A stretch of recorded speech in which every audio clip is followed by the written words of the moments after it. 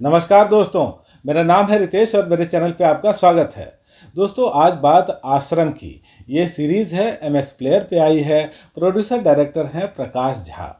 दोस्तों MX player पे जो खराब खराब सीरीज़ और मूवीज़ का सिलसिला था, वो इस सीरीज़ के आने के बाद अब ख़त्म हो चुका है। दोस्तों यहाँ कहानी है एक आश्रम के इर्द-गिर्द और यहाँ एक शहर की कल्पना की गई है, नाम है काशीपुर। इस आश्रम के जो प्रमुख हैं वो एक बाबा हैं, काशीपुर वाले बाबा यानी निराला बाबा, जो कि बने हैं बॉबी देओल। और दोस्तों इनकी बहुत ही ख्याति है, बहुत सारे श्रद्धालु हैं। इनको गरीबों का मसीहा माना जाता है, इनको दलितों का हितैषी माना जाता है।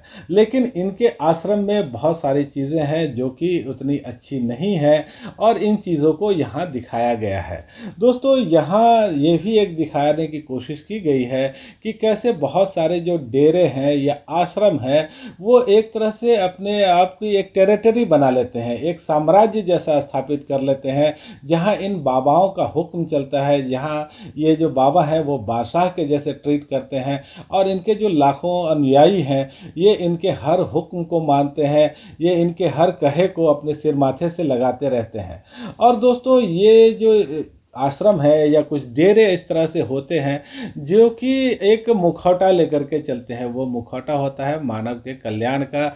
यहाँ अस्पताल दिखते हैं या वृद्धाश्रम दिखते हैं, लेकिन इनके अंदर की सच्चाई कुछ और होती है। जहाँ व्यभिचार है, जहाँ अत्याचार है, जहाँ वासना है और बहुत सारी काली गंदी चीज़ें हैं। दोस्तों प्रकाश झा इस सीरीज़ को बना रहे हैं तो ये तो ज़रूरी है कि इसमें आपको सोशियो पॉलिटिकल कुछ नरेशन भी दिखे और ये चीज़ आपको यहाँ दिखती भी है। यहाँ आश्रम के साथ साथ आपको राजनीति दिखती है, यहाँ कास्ट सिस्टम दिखता है, आपको करप्शन दिखता है और रिजर्वेशन की भी चर्चा यहाँ आपको दिखती है। दोस्तों आश्रम की कहानी के साथ यह जानने की भी कोशिश की गई है कि क्यों बहुत सारे लोग इस तरह के आश्रम की ओर खींचे चले जाते हैं। दोस्तों यहाँ आपको कास्ट सिस्टम के बारे में बहुत डिटेल में दिखता है। यह भी दिखता है कि ऊंची और नीची जातियों के नाम पे किस तरह के भेदभाव होते हैं। एक व्यक्ति है जो कि दलित है, वो घोड़ी पे चढ़ के जाना चाह रहा है बारात लेकर के और उसके साथ मारपीट हो जाती है। एक दलित लड़की है जिसको कि बेईमानी से हरा दिया जाता है। और इस तरह के लोग जब न्याय के लिए जाते हैं, उनको सिस्टम से न्याय नहीं मिलता, तो फिर इनकी आस्था दूसरी तरफ मुड़ जाती है, ऐसे बाबाओं की तरफ, ऐसे डेरों की तरफ, जहां लगता है कि इनका भी कुछ वजूद है, इनका भी कोई अधिकार है। और दोस्तों यहाँ आप एक डायलॉग भी सुनते हैं जहां कहा जाता है कि गरीबों और कमज़ोर लोगों को आस्था की आवश्यकता होती है। दोस्तों इस कहानी में कई सब प्लॉट्स हैं, कई किरदार हैं और हर किरदार को यहाँ अच्छा स्पेस दिया गया है। सब प्लॉट्स को भी अच्छे से डेवलप किया गया है।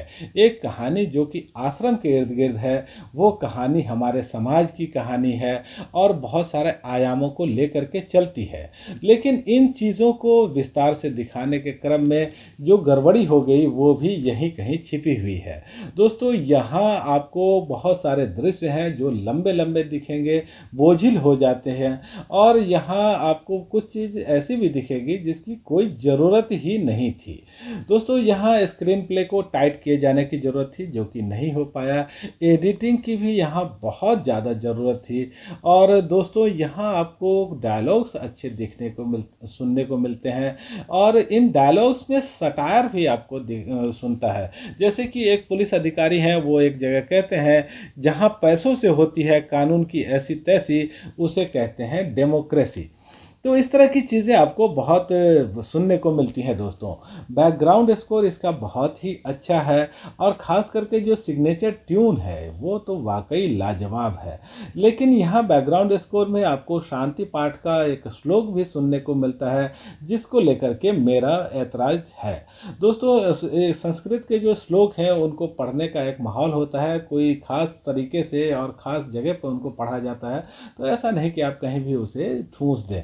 और दोस्तों यहाँ आप देखिए कि सारे कलाकार आपको अच्छे दिखते हैं। बॉबी देओल का किरदार जिस तरह का है, एक बाबा है जो कि सौम्य है, शांत है, लेकिन वो कुटिल भी है, मक्कार भी है, क्रूर भी है, तो वो किरदार यहाँ अच्छे ढंग से दिखा है। लेकिन मुझे लग रहा है कि ये जो बाबा का स्वरूप है, जो कि क्रूर और मक्कार वाला स्वरूप अभी आया नहीं है, वो आगे के एपिसोड्स में आएगा।